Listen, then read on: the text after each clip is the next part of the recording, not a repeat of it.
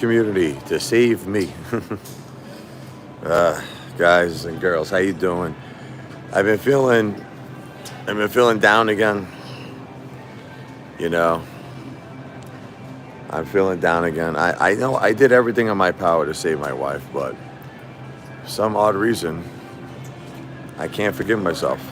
I keep getting, I think it's called survivor's guilt. I keep thinking like I could have did more. I could have did something else. And it's like, I remember everybody was telling me, they're like, you did everything, man. You went above and beyond. There's a lot of things about this system. I love America. I'm a patriot. But when it comes to the healthcare system in our country, I hope you don't ever experience this in your life, but when you get critically ill, they didn't want to treat my wife for the cancer. It's like she had aspiration pneumonia, she had cancer. They didn't want to treat her for the cancer. They were like, look, the cancer's too far ahead. They said, we can't do anything. I was like, treat her for the pneumonia at least. I wanted to get her out of there. So that this way I could do like an outpatient, something for my wife to treat the cancer. They didn't want to treat her at first, because they were like, look, she's on the ventilator. At one point she was on the ventilator. They're like, we got to get her off the ventilator. She's got to get more strength. But the thing is, I was thinking in like November, when she was first diagnosed with this crazy thing, it was called the lepto disease.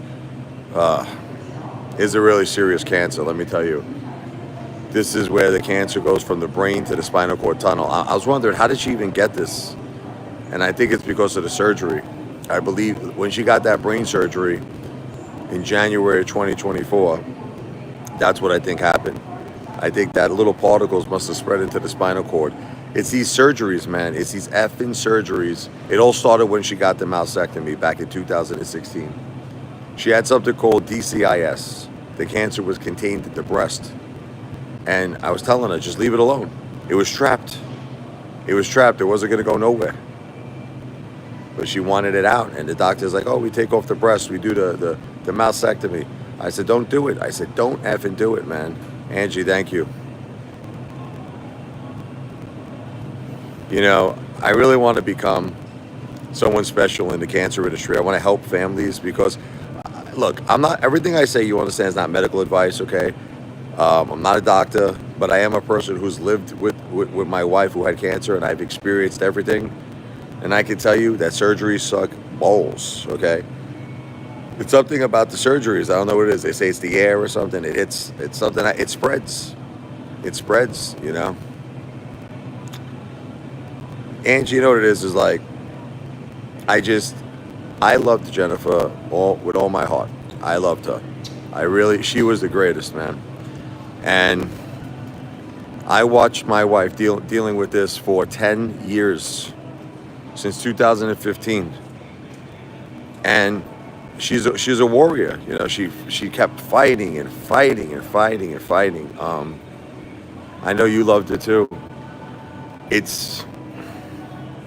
It got really bad at the end. Look, I'm not gonna lie to you. It got bad. It got bad. The cancer got bad at the end. I'm trying to get a little food from my mom here. Not sure what I want to get her. I gotta get her something here. It got bad at the end. It got real bad. When the cancer went from the brain to the spinal cord tunnel, like that's it, man. My mom's not doing the greatest either. My mom's not doing the greatest, Angie. Angie, my mom is not doing the greatest. She's currently on a recliner. She's got oxygen on her. We got level 3 it's set on. And she's just sitting there, man, breathing in the oxygen, not really able to move that much. And to be honest with you, I am under a lot of stress. To be honest with you, I don't think she's gonna, at the rate she's going, I hate to say it, but I mean, when a person doesn't move, I don't think that's a good sign, right? It's like, I tell her, you gotta get up, you gotta move. But she gets up, then she falls. So it's kind of like she's stuck on the recliner. You want me to tell you? She's stuck on the recliner. I don't know how I'm still standing either. Look, I can't even think about it anymore because it's so friggin'. Look, my life in a matter of just 2 months, in a matter of just not even 2 months, less than 2 months. I know she needs to walk. She got blood clot. I know. My wife in just my life, excuse me, my life in a matter of a month and a half, completely got shuttered and destroyed. And proud American Joe, Joe Sparacino, Joey. God bless you, Joe. Yeah, I mean, Joe, I'm in bad shape, man. I mean, my life, brother, my life took a turn, man. I don't know how it happened, Joe. Joe, everything was okay 2 months ago. 2 months ago, Joe, perfect. Even my mother was doing better. Even my mother was doing better. Everything was better like 2 months ago.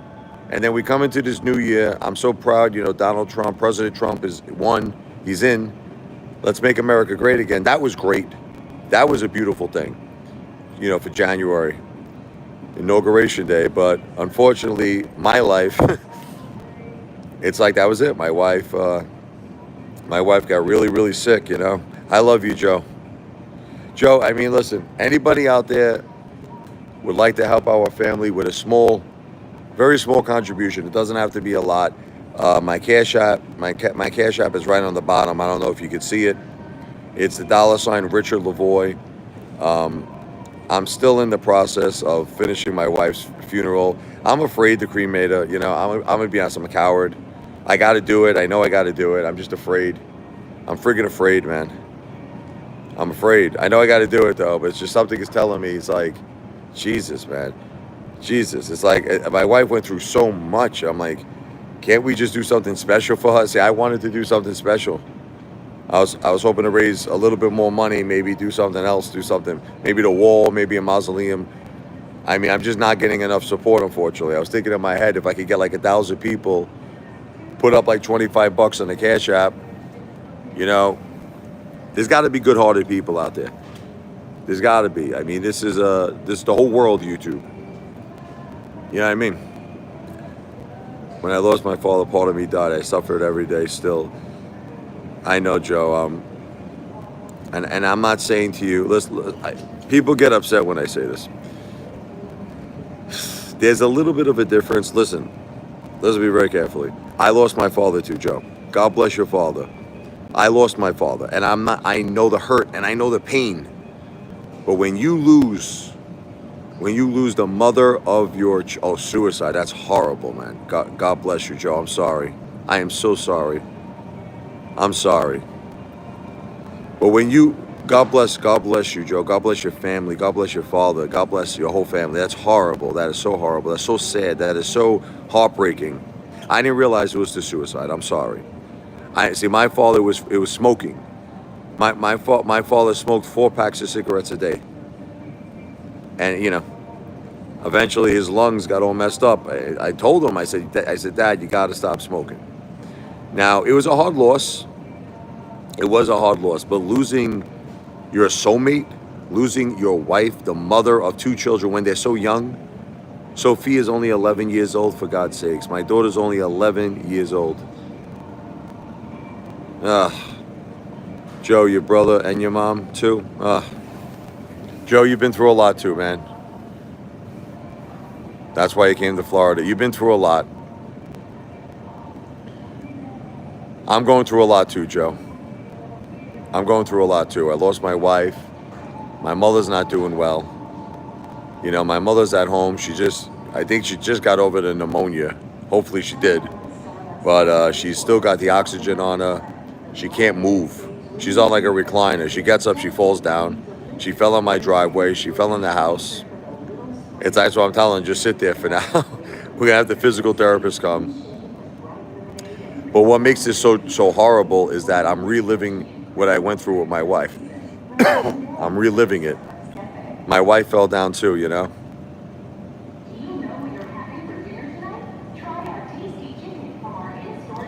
So anyway, like I said, if anybody has a good heart, a very small contribution, my Cash App is on the bottom. It's the $ Richard Lavoie. There's no space, there's no underscore in between my first and last name.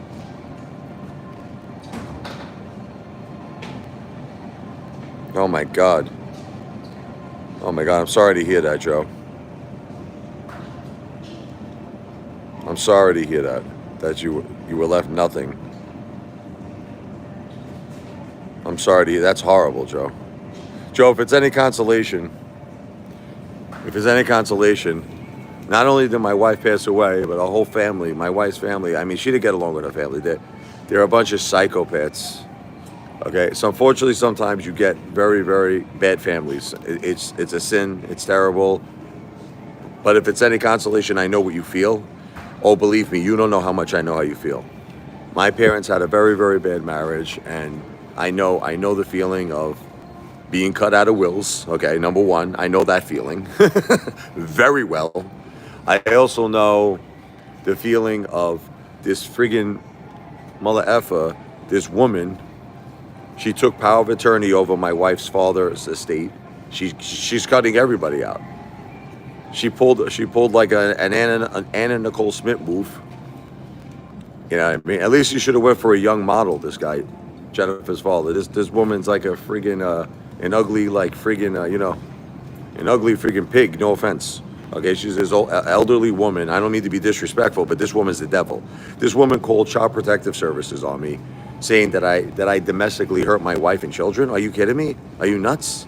She did this for what? Because I told her, listen, it was her father's wishes, Jim, to pay for Jennifer's funeral.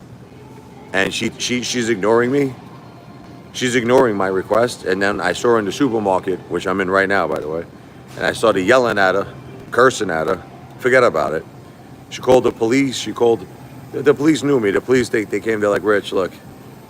They're like, God bless you and your family. They knew what I've been through. So, but the thing is that I know, Joe, believe me, I know everything you're going through and more. Now this woman spreading lies on Facebook. I was going to make a video on it. She's telling everybody this. She's just making up stories. Terrible, man. Like I said, if anybody would like to make a small contribution, because I got to go pick up my kids. They're at Burger King over here. I'm just getting a little something for my mom to eat, which I don't even know what to get her. I'm trying to see here.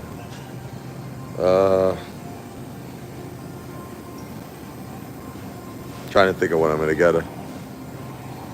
Maybe a chicken pot pie, yeah. That looks pretty good.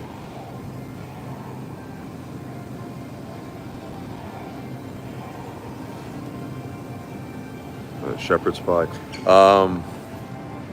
My Cash App is the $ Richard Lavoie. It is the $ Richard RICHARD LEVOI. We should talk, Joe. We should talk. I would love to talk to you again. I don't know if I still have your number, but can you email me? Could you email me at my email is richardle101@gmail.com. That's Richard. It's spelled RICHARDLE101@gmail.com. I would definitely like to speak to you, man. I'm a little angry at God though, Joe. I'm a little angry. I'd like to have a one-on-one with God right now. I just want to know why He did this to my life. Why did my life turn into this? Like in a matter of a month and a half, that I lost my wife, my mother's sick. Like, what the F is going on here? I'm a little upset, Joe. I'm sorry. But the thing is, if it is the devil, but why is it the devil? Like what did I do? You know what I mean? Am I like, I don't understand. People have said that. My daughter said that to me. No, are you saying that the devil did this? When you say it's the devil, or you're saying that it's the devil to think that way? What? I don't know. Like, what's the devil specifically, Joe? It's the devil to think that way? Is that what you're saying? That you're thinking that you're angry? Is that the devil? I don't understand when you say that's the devil.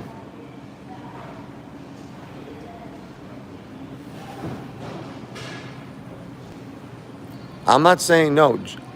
Joe, I go to church every Sunday. Listen, I love God. I love Jesus. I'm just confused. Joe, I'm confused. That's all. I don't understand why this happened. It was just a matter of, the devil puts that in us. Well, I just would like someone to explain it to me,